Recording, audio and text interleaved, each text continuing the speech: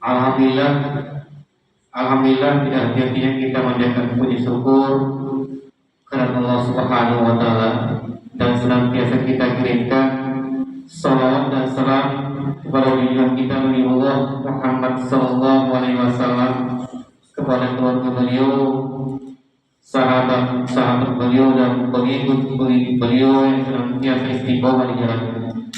Alhamdulillah, kita masih dipertemukan di majelis ini yang terakhir sebelum Ramadan. Ini ahad terakhir di bulan Sya'ban, insyaallah kita terakhir untuk ta'lim sementara, nanti dilanjutkan setelah Ramadan insyaallah. Seperti biasa di pekan keempat, ahad keempat di ta'lim kita tentang tadabbur Al-Quran. Sebentar ada waktu Ustaz di akhir sesi sekitar 20 menit untuk berikan kesempatan kepada jamaah untuk memperdalam, tanyakan, ada hal-hal yang perlu ditanyakan kepada Ustaz. Bismillahirrahmanirrahim. Assalamualaikum warahmatullahi wabarakatuh. Innal hamdalillah nahmaduhu wa nasta'inuhu wa nastaghfiruh wa na'udzu billahi min shururi anfusina wa min sayyiati a'malina. May yahdihillahu fala mudilla lahu wa may yudlil fala hadiya lahu. Wa asyhadu an la ilaha illallah wahdahu la syarika lahu wa asyhadu anna Muhammadan abduhu wa rasuluh. Allahumma shalli ala Muhammadin wa ala alihi wa ashabihi wa man tabi'ahum bi ihsanin ila yaumiddin, amma ba'du. Bapak Ibu, saudara-saudari sekalian, sidang jamaah maghrib yang dimuliakan oleh Allah Subhanahu wa Ta'ala, alhamdulillah, kata yang wajib kita senantiasa ucapkan ketika kita mendapatkan, merasakan kenikmatan dari Allah Subhanahu wa Ta'ala. Kesempatan maghrib ini kita mendapatkan kemuliaan, dapatkan taufik dari Allah untuk sama-sama sholat berjamaah maghrib di tempat ini. Kemudian kita duduk sejenak antara maghrib dan isya untuk sama-sama mempelajari, mengkaji daripada agama kita, yaitu dinul Islam, agama yang terakhir diturunkan oleh Allah Subhanahu wa Ta'ala dengan nabinya yang terakhir membawa ajaran ini, yaitu Rasulullah Sallallahu Alaihi Wasallam. Salam dan selawat juga tentunya kita kirimkan kepada Nabi kita Muhammad Sallallahu Alaihi Wasallam, Nabi akhir zaman yang kita jadikan sebagai panutan di dalam kehidupan kita untuk mendapatkan keselamatan hidup di dunia dan kebahagiaan hidup di akhirat kelak insyaallah. Pada malam hari ini, sebagaimana kajian kita yaitu tentang tadabbur Al-Quran. Momen yang kita akan hadapi adalah satu momen yang mulia, yaitu Syahrul Ramadan, bulan suci Ramadan. Dan tentunya terkait tentang Ramadan, di dalamnya Allah Subhanahu wa Ta'ala menetapkan satu kewajiban, yaitu siam Ramadan, berpuasa di bulan Ramadan. Dan juga terkait tentang hal tersebut, dalil-dalil normatif dari Al-Quran maupun juga hadis dari Rasulullah Sallallahu Alaihi Wasallam juga disebutkan berkaitan dengan siam atau puasa jamaah yang dilakukan Allah Subhanahu wa Ta'ala.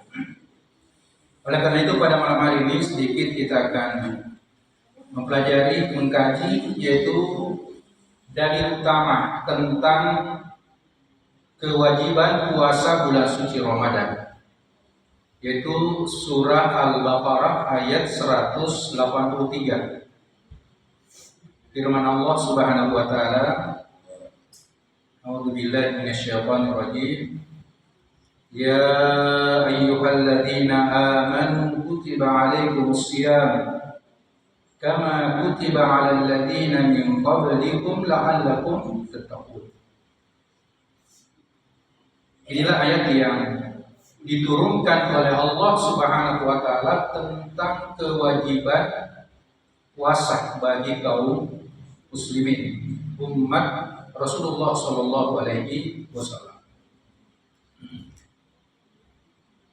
Ayat ini di antara ayat seruan kepada orang-orang yang beriman. Tidak seruan kepada orang-orang yang beriman. Nida Ar-Rahman di ahlul iman. Nah, jemaah yang dimuliakan Allah Subhanahu wa taala,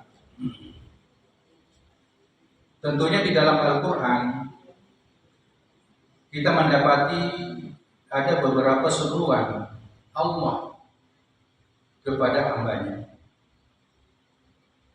Ada yang secara umum dan ada yang secara khusus, ya. Secara umum yaitu seruan kepada seluruh umat manusia, ya. Ya ayyuhan nas, wahai manusia. Itu kita bisa dapat di antara ayatnya itu pada surah Al-Baqarah, ya. Ayat 21. Ya ayyuhan nasu ubudu rabbakum. Ya. Jadi seruan kepada manusia untuk beribadah kepada Allah Subhanahu wa taala. Seruan yang lain yaitu seruan kepada orang-orang beriman. Ya ayyuhalladzina amanu, wahai orang-orang yang beriman. Kemudian juga ada seruan kepada orang-orang kafir, ya. Walaupun atau panggilan, ya, kepada orang-orang kafir, ya, yaitu kun ya ayyuhal kafirun. Katakan Muhammad, wahai orang-orang kafir. Kemudian ada yang secara spesifik, ya, seruan Allah kepada Nabi, ya. Ya ayyuhan nabi, ya, wahai nabi, ya. Nah, jemaah yang dimuliakan Allah Subhanahu wa taala, seruan kepada orang-orang beriman, ya ayyuhalladzina amanu, merupakan asyrafun nida, seruan yang menunjukkan tentang kemuliaan, ya.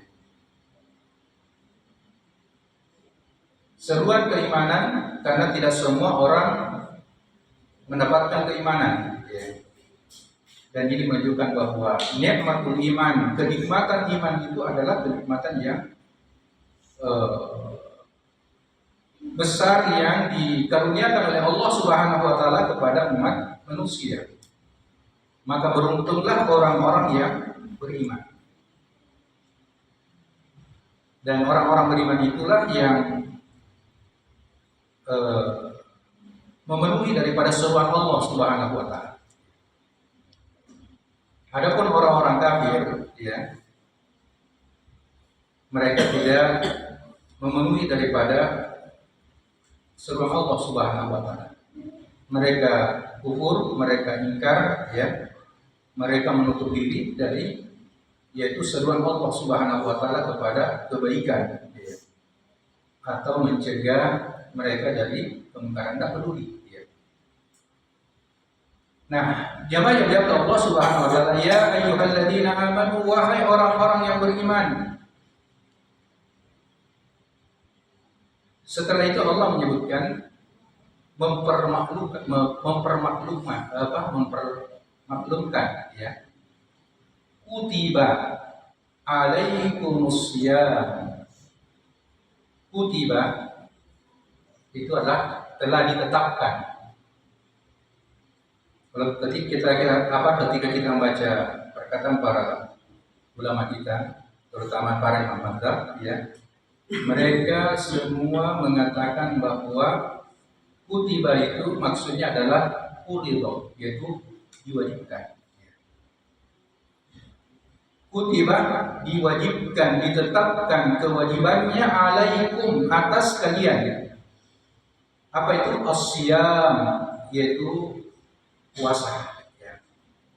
Ibadah puasa. Kama kutiba 'alal ladzina min qablikum, sebagaimana telah diwajibkannya ibadah puasa itu terhadap orang-orang sebelum kalian. Jadi umat Nabi sebelum umatnya Rasulullah SAW, sebelum kita umat Islam ini, itu sudah ada perintah berpuasa kepada mereka. La'allakum tattaqun, agar kalian bertakwa. Terkait tentang masalah siam, tentang masalah puasa, ya. Sebagaimana tadi sudah disebutkan oleh Allah, telah dilakukan juga oleh umat-umat terdahulu, ya. Termasuk juga tentunya kewajiban ini penetapannya untuk kaum muslimin, ya, pada kaum muslim.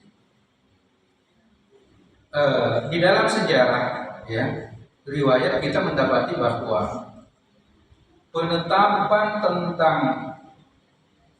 kewajiban berpuasa di bulan suci Ramadan itu, yaitu nanti pada tahun kedua Hijriah. Setelah hijrahnya Nabi, yaitu di bulan Sya'ban, turun perintah puasa. Turun ayat ini untuk memerintahkan kepada Rasulullah SAW kepada umatnya tentang kewajiban puasa itu. Walaupun sebelumnya juga kaum muslimin juga berpuasa, ya, yaitu puasa sunat, puasa Asyura, puasa puasa Tasyrik, puasa Arafah. Jadi puasa-puasa yang sebelum penetapan daripada kewajiban puasa di bulan suci Ramadan itu sudah kaum muslimin juga melaksanakan ibadah puasa, ya. Tapi nanti setelah turunnya ayat ini, penetapan tentang kewajiban berpuasa di bulan suci Ramadan, ya, di bulan suci Ramadan. Nah, jamaah yang dirahmati Allah Subhanahu wa taala, puasa tersebut juga telah dilakukan oleh umat-umat terdahulu, ya. Nabi-nabi terdahulu juga sudah melakukan daripada ibadah puasa tersebut, ya.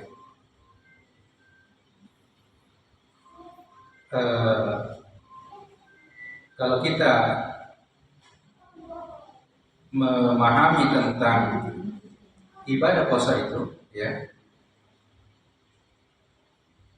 ibadah puasa itu pada dasarnya adalah ada masyaqqah, ada rasa berat melakukannya. Jadi pada puasa itu ada masyaqqah, berat. Kita mulai menahan setelah, ya, mulai terbitnya fajar,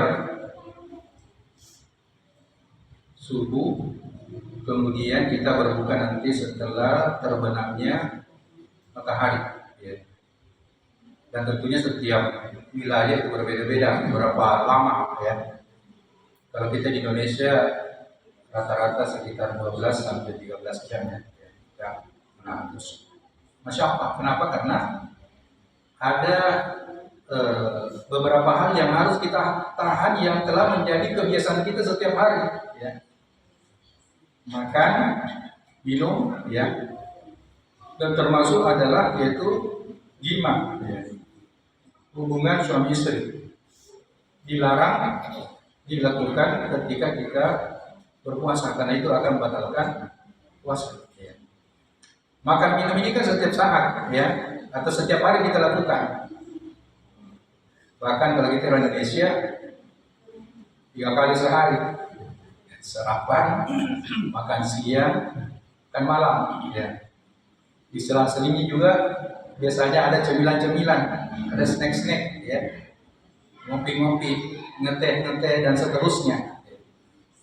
Jadi ketika tiba waktunya kita dilarang untuk makan minum yang keseharian seperti itu, maka itu merupakan masyarakat berat, ya, suatu hal yang berat.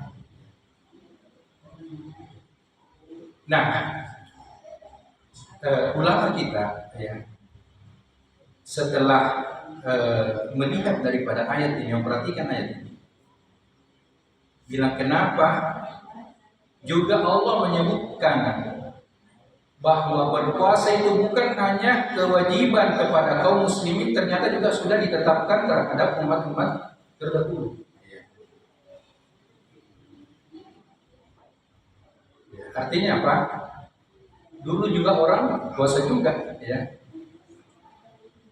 Jadi seperti masyarakat tersebut itu muncul suatu keringanan, ya. Masa dia bisa kita tidak? Saya seperti itu, ya. Orang bisa kok kita tidak, ya. Juga sama manusia, bisa juga. Nah ini itu bisa mengurangi, ya.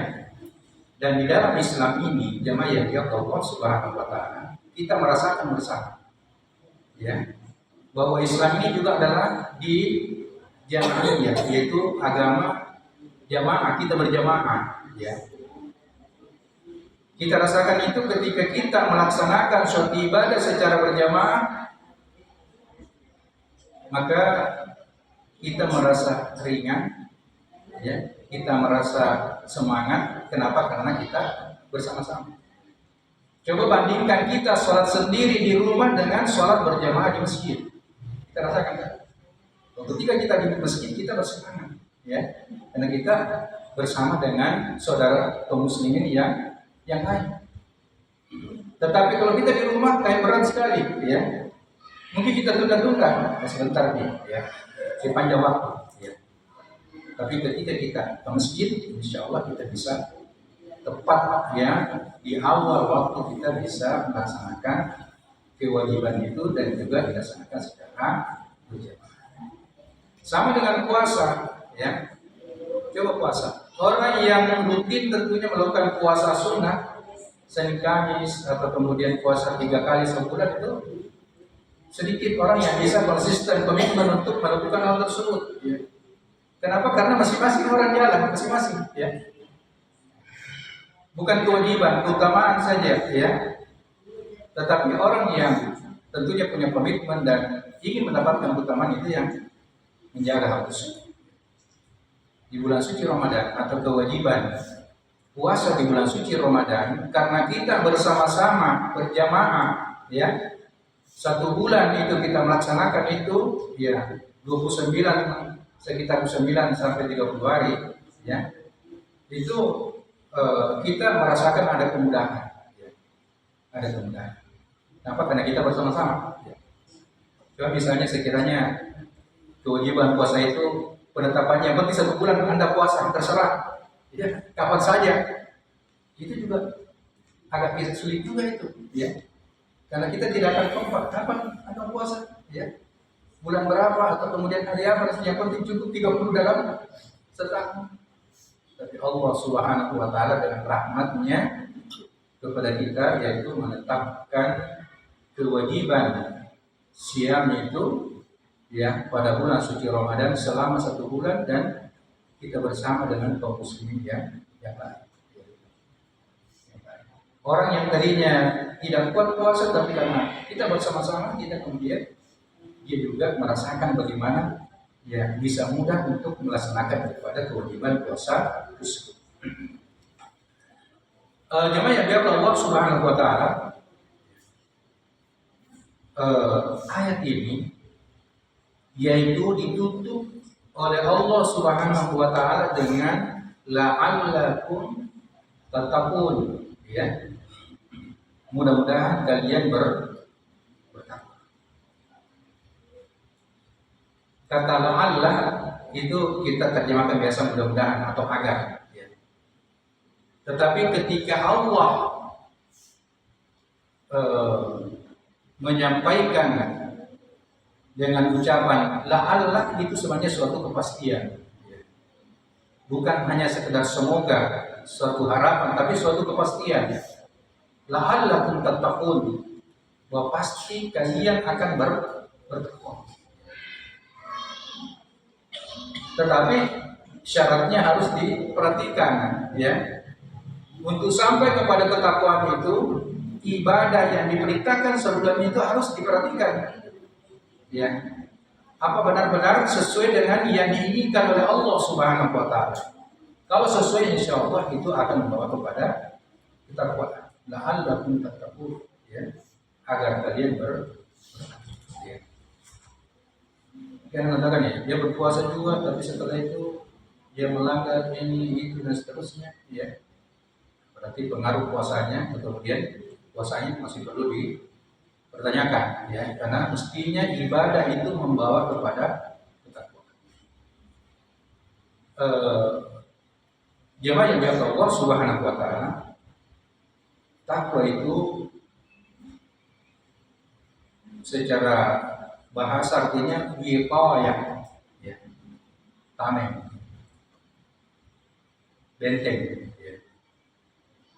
Jadi orang-orang yang bertakwa itu ibarat ada tameng, benteng yang bisa membatasi dirinya dari perkara-perkara yang dilarang oleh Allah Subhanahu wa taala. Jadi tameng, ya.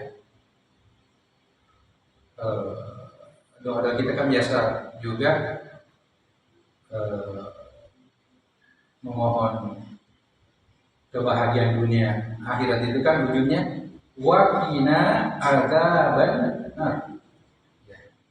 Itu satu akar kata juga itu, wa qina, ya, yaitu adalah jauhkanlah kami, bentengilah kami, jauhkanlah kami dari siksa api neraka, ya.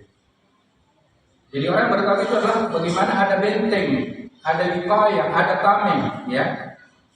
Ada perisai antara dirinya dengan azab siksaan Allah Subhanahu wa taala.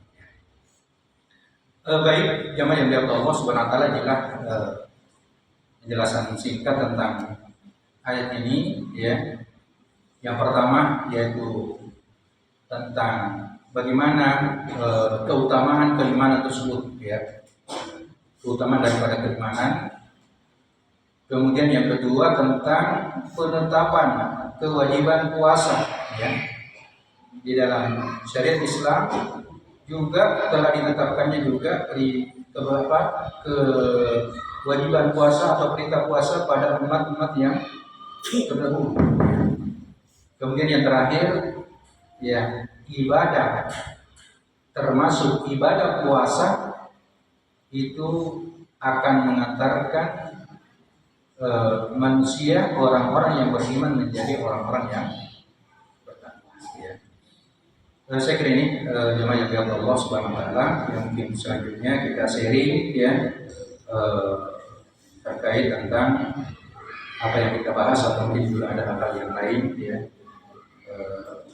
Kita persilakan kepada jemaah sekalian. Ya, mungkin dari jemaah Bapak Ibu ada yang mau diperdalam, ada yang mau ditanyakan, silakan kalau ada. Oh iya Pak, ya silakan. Ya. Ya. Ya. Assalamualaikum warahmatullahi wabarakatuh. Saya menanyakan tentang masalah sahnya ibadah kita, karena kita ini sudah lama bertakwa dan ibadah kita tidak sah, tidak ditentukan, sia-sia saja kita salah. Jadi saya mau bertanya tentang sahnya salat itu yang mengatakan Allahu Akbar kabira walhamdulillahi katsiran wa subhanallahi katsiran وجهي للذي بدأ السوء كلمة مسلمة وأنا من المسلمين إن الصلاة والنسك ومحياي ومماتي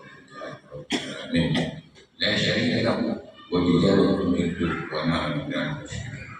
Inilah yang saya pertanyakan tentang sah-sah salat kita. Terima kasih. Baik ya. Kalau kita mendalami ayat tersebut ya, di situ ada kepatuhan penuh kepada Allah Subhanahu wa taala dan larangan untuk melakukan daripada sebaliknya atau kemusyrikan ya, kemusyrikan. Jadi kalau ditanyakan bahwa syarat sah daripada ibadah kita itu secara umum ya, suatu amal ibadah itu dasarnya dua ya, dasarnya dua. Yang pertama adalah al-ilmu, yang kedua adalah al-ikhlas ya. Al-ilmu, al-ikhlas ya. Jadi kalau kita mau sholat, kita mau puasa, kita harus dulu mengetahui ilmunya dulu ya, bagaimana syaratnya, bagaimana rukunnya dan seterusnya ya. Ini secara umum saja. Kemudian yang kedua adalah ikhlas. Semata-mata kita lakukan amal itu karena Allah Subhanahu wa taala. Termasuk sudah masuk tadi di ayat yang kita baca tadi itu ya. Jadi dasari dengan ilmu ya. Jadi orang kalau sholat terus tidak sesuai dengan dasar ilmu dari Islam, akan sia-sia dia punya sholat. Walaupun dia mengatakan saya ikhlas, ya betul ikhlas, tapi Anda melakukan sholat tidak sesuai dengan ilmu, tidak sesuai dengan tuntunan dari Rasul. Begitu juga, saya puasa, saya ikhlas betul, tapi Anda puasa, ya, tapi puasanya tidak sesuai dengan ini, maunya saja, ya. Yang penting saya puasa, menahan diri dan seterusnya, ya. Tidak ada aturan yang dia mau ikuti sedang petunjuk. Kemudian yang kedua, pentingnya juga ikhlas, ya. Ikhlas tersebut. Ada orang yang mungkin sesuai dengan petunjuk, dia laksanakan itu salat, puasa dan semacamnya ibadah itu sudah sesuai dengan petunjuk. Tetapi dia tidak ikhlas lagi, bukan karena Allah Subhanahu wa taala, dengan niat-niat yang lain, ya. Saya salat supaya kemudian ya bisa dapat ini dapat itu, bukan karena Allah. Saya puasa supaya bisa kebal, ya, supaya saya tidak bisa dilihat oleh orang ya ketika melakukan sesuatu. Ini ada niat-niat yang lain, bukan karena Allah Subhanahu wa taala. Maka kuncinya daripada ayat itu inna sholati, sesungguhnya sholat, wa nusuki. Nusuk itu sebenarnya bahasa, secara batinnya nusuk itu sembelihan, tapi biasa kita terjemahkan secara umum adalah ibadah ya. Sesungguhnya sholatku, ibadahku ya, wa mahyaya wa mamati, hidup matiku untuk apa? Lillah ya, semata-mata karena Allah Subhanahu wa taala. Itu tadi ikhlas ya. Dan aku tidak termasuk orang-orang musyrik, orang-orang yang mempersekutukan Allah Subhanahu wa taala. Orang yang ikhlas tidak akan berbuat kesyirikan ya. Tetapi kalau ada orang mengatakan saya ikhlas tapi dia melakukan kesyirikan, berarti dia tidak ikhlas ya. Keikhlasannya akan batal ketika dia melakukan daripada kesyirikan. Jadi itu dua syarat utama daripada terimanya amal kita, yaitu ilmu dan ikhlas. Silakan mungkin ada umpan lagi. Maaf, saya bertanya di proses ini. Ayat ini ditempatkan di mana sebenarnya ini yang sebenarnya yang ayat ini saya baca. Setelah itu. Oh iya. Saya terima kasih. Iya. Nah, ini kan riwayat juga ada yang disebutkan sebagai pembuka di dalam salat. Ya mungkin dari jemaah yang lain, ibu di belakang tadi yang ketuk mic, silakan. Ya ada yang ketuk mic. Pak Ambo dulu, kalau begitu Pak Ambo seperti mulai ada di belakang. Silakan Pak Ambo. Bismillahirrahmanirrahim. Assalamualaikum warahmatullahi wabarakatuh. Itu tadi jemaah-jemaah ini doa yang sudah takdir perasaan saya itu ada biasa iman tidak baca itu. Karena biasa lepas takbir Pak Imam, saya juga mengikuti belakangnya. Dia langsung baca Alhamdulillah. Berarti dia tidak membaca itu. Dia tak ada bayi. Sekian. Assalamualaikum warahmatullahi wabarakatuh. Iya, baik ya. Jadi tadi itu di antara bacaan surat iftitah doa iftitah yang dibaca sebagai pembuka sebelum kita baca surat Al-Fatihah. Ya. Juga perlu kita pahami bersama bahwa doa iftitah itu bukan termasuk ya kewajiban di dalam sholat. Ya. Dan juga ada bacaan doa-doa kita yang lain yang lebih pendek lagi dari hal tersebut. Jadi mungkin itu yang dibaca ya. Dan tentunya lebih utama ketika orang membaca doa iftitah, kemudian setelah itu mulai dengan membaca surat Al-Fatihah dan pengikutnya yang lain ya. Nah, juga imam itu mesti perhatikan itu karena itu adalah sunnah-sunnah yang juga harus kita tetap jaga dan kita. Saya kira. Ya mungkin dari jamaah ibu di belakang tadi yang tutup mic. Kalau dulu saya yang kita lihat silakan Pak. Ya, tambahan gini. Assalamualaikum warahmatullahi wabarakatuh. Waalaikumsalam. Terkait dengan tadi ayat yang dibahas tentang bulan puasa, kan ada pengecualian misalkan katakan barang siapa yang menjadikan kalian sakit atau safar atau pergian, maka boleh dia mengganti pada hari-hari yang lainnya. Cuman yang ingin saya tanyakan terkait dengan kategori orang yang bersafar ini. Maksudnya sampai kapan kemudian orang itu dikatakan safar, lalu boleh baginya untuk kemudian tidak berpuasa dan diganti hari-hari yang lainnya.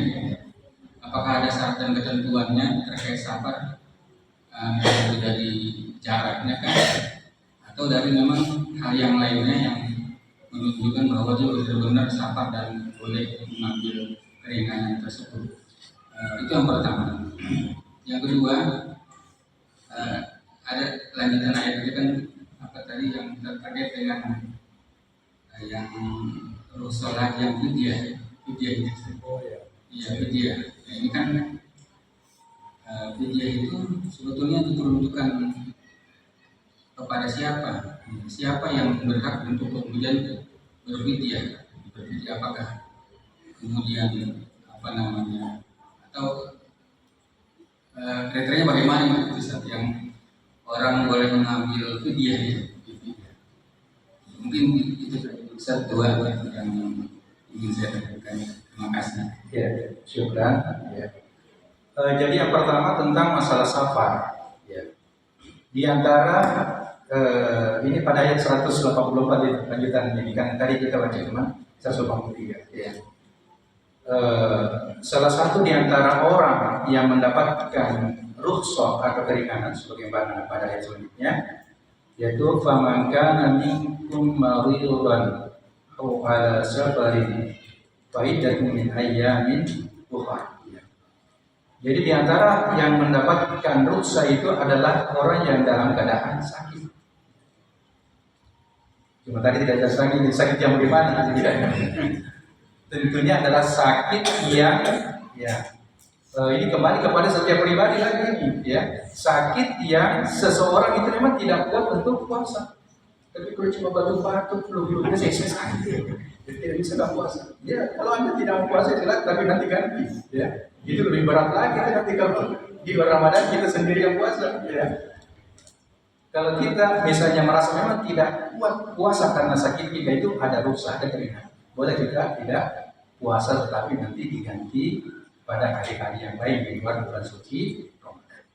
Kemudian yang kedua safar, ya. Safar itu kalau ulama kita itu menyebutkan itu sekitar jarak safar itu kalau jaraknya ya sekitar 80-an kilometer ya. Sekitar itu. Ya, jadi kalau kita melakukan bepergian dengan jarak seperti itu ada rusak keringanan. Ya. Tetapi ya bukan berarti kalau orang sabar mutlak harus berbuka, tidak. Artinya ada keringanan, dia mau berpuasa atau tidak boleh. Ya. Kenapa? Karena disebutkan juga dalam riwayat bahkan Nabi bersama dengan para sahabat itu keluar untuk pergi berjihad. Ya. Keluar untuk pergi berjihad. Kemudian di perjalanan, kalau kita sekarang kan enak sabar, pakai motor, pakai mobil lah. Kalau pakai mobil tidak panas ya, ada teguhan terusnya, waktunya juga cepat. Pada zaman Nabi itu kan sabar itu pergi berjihad itu dengan jalan kaki. Ya. Mungkin juga ada yang naik kendaraan, misalnya kuda, onta, tapi sebagian yang jalan kaki. Tentunya dengan cuaca, coba bayangkan di Timur Tengah sana, ya, panas ya di siang hari ya. Tetapi diceritakan ya bahwa ketika Nabi dengan para sahabat itu keluar bersama untuk jihad, ya, cuaca seperti itu, sebahagian sahabat berpuasa dan sebahagian tidak berpuasa. Bahkan disebutkan bahwa orang-orang yang berpuasa tidak mencela orang yang berpuasa dan orang yang berpuasa tidak mencela orang yang tidak berpuasa. Maka tadi itu dikembalikan lagi kepada kondisi pribadi setiap orang.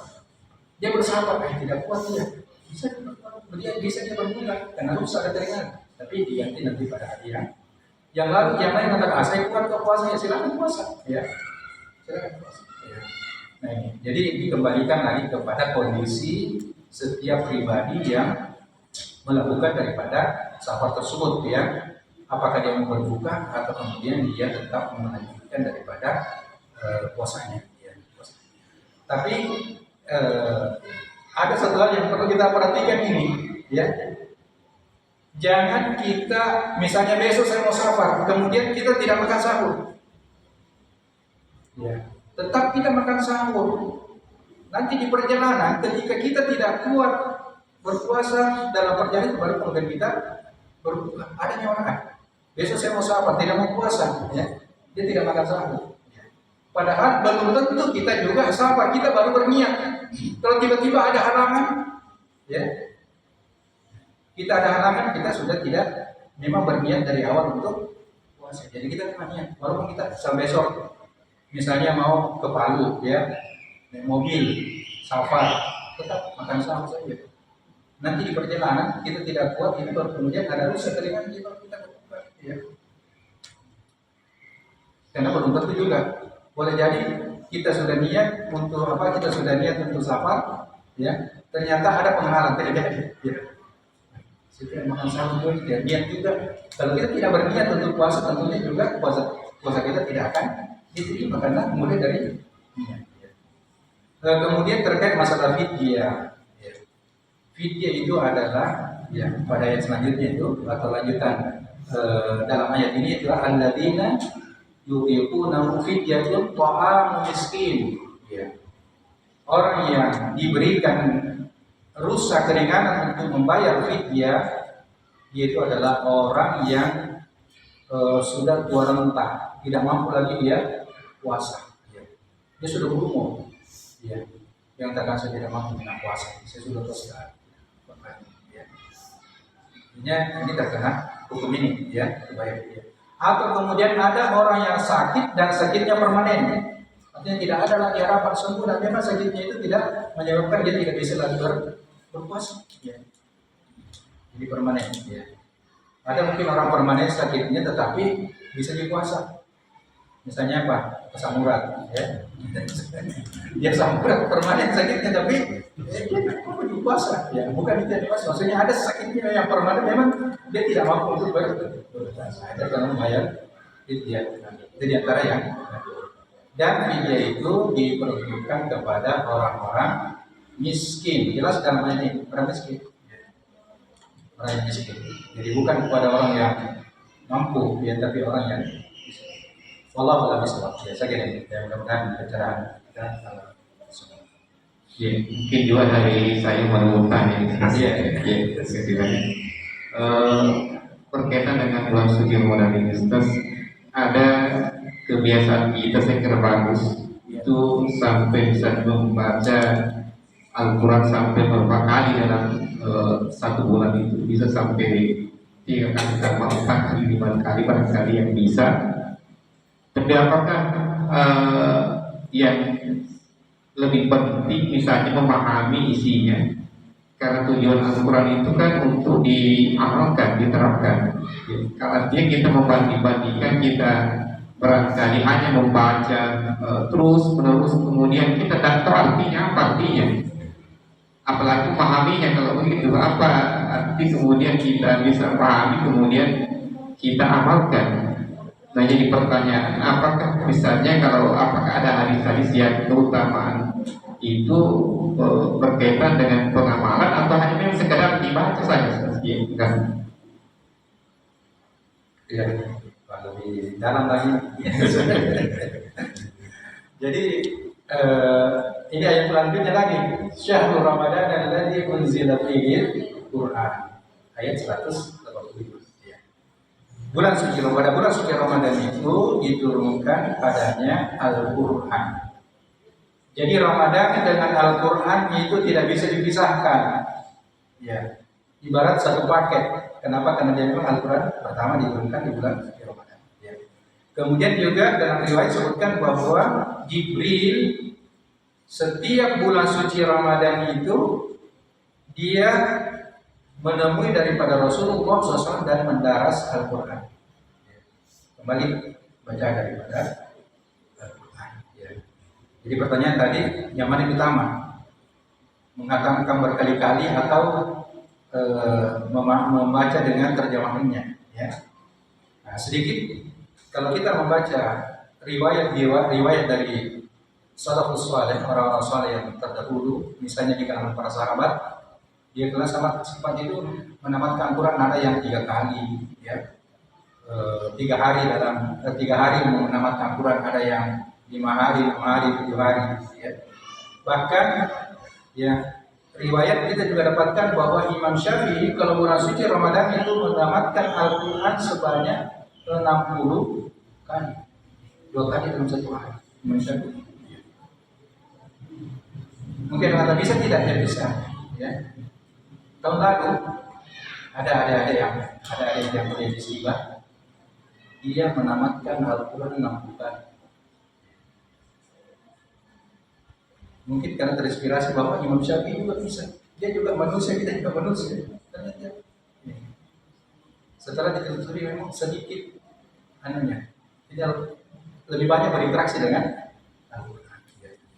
Nah, ini juga salah satu di antara bekal menghadapi Ramadan itu kita harus ada program, target, ya. Misalnya target kita paling minimal 1 kali khatam, ya. 2 kali khatam, 3 kali khatam, ya. Itu ada target seperti itu. Kemudian yang kedua terkait tentang memahami, jadi kita bisa padukan. Jangan kita mendikotomikan antara keduanya.